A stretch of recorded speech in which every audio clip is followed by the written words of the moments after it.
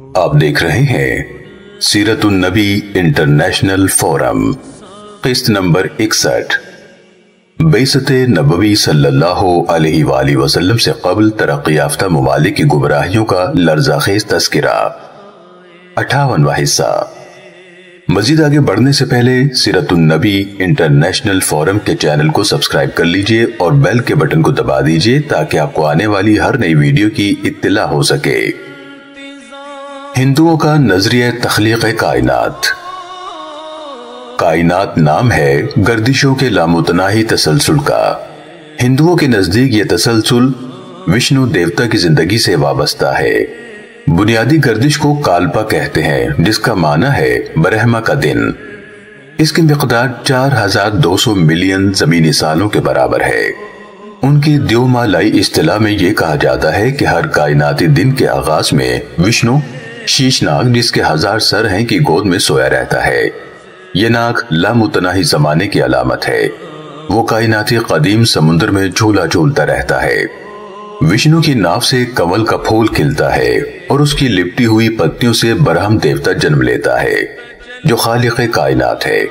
یہ جہاں کی تخلیق کرتا ہے۔ پھر وشنو جاگتا ہے اور اس پر حکمرانی کرتا ہے۔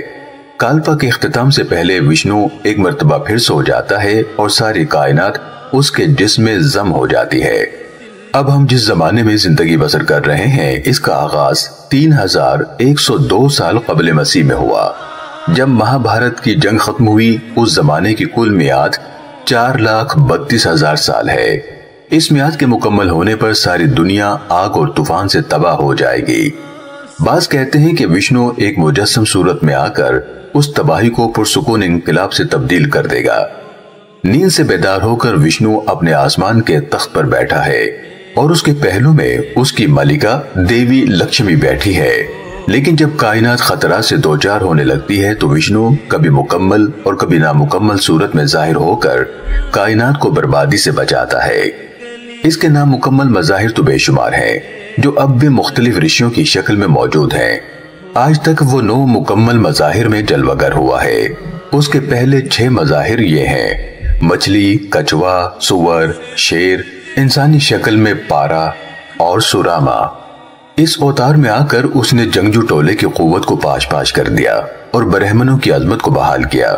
لیکن اس کے اہم ترین اوتار 7ویں اور 8ویں ہیں، جب وہ راما اور کرشنا کے روپ میں ظاہر ہوا۔ انہیں اوتاروں کی صورت میں اس کی پوجا کی جاتی ہے۔ رام کی کہانی تو مشہور ہے، البتہ کرشنا میں اس کے ظہور کے کئی روپ ہیں۔ نمبر 1، موٹے تازے شرارتی بچے کا روپ۔ نمبر 2، ایک بانکا سجیلا نوجوان جو بندر بن کے چرواہوں کے درمیان رہتا تھا۔ اس نے ان کی بیویوں اور بیٹیوں کے دل موہ لیے تھے۔ چاندنی رات میں جب وہ رقص کرتی تو وہ بانسری بجاتا اور رقص میں ان کے ساتھ شریک ہوتا۔ اس کی مخصوص محبوبہ رادھا کے ساتھ اس کے معاشقے زبان زد خاص و عام ہیں۔ نمبر 3، تیسرا وہ روپ ہے جب وہ ایک بہادر لڑاکے جنگجو کے روپ میں مہابھارت کی جنگ میں شریک ہوا اور اپنے دوست ارجنا کو بھگوت گیتا کا درس دیا۔ ان تینوں روپوں میں بھارت کے طول و عرض میں اس کی پوجا کی جاتی ہے۔ وشنو کا 9واں روپ بدھا کی شکل میں ظاہر ہوا۔ وشنو کا ایسے روپ میں آنا جو نہ ویدوں کا قائل ہو نہ خدا کا قائل، بڑا تعجب خیز ہے۔ جب بدھ مت کو بھارت میں زوال آیا تو برہمنوں نے اس مت کو ہڑپ کرنے کے لیے یہ نظریہ پیش کر دیا کہ بدھا کوئی غیر نہیں، وہ بھی تو وشنو کا اوتار تھا۔ اس لیے اس کی مورتی کو اپنے مندروں میں سجانا اور اس کی پوجا کرنا ہمارا حق ہے۔ وشنو کا آخری ظہور کالکن کے روپ میں ہوگا، جو ابھی باقی ہے۔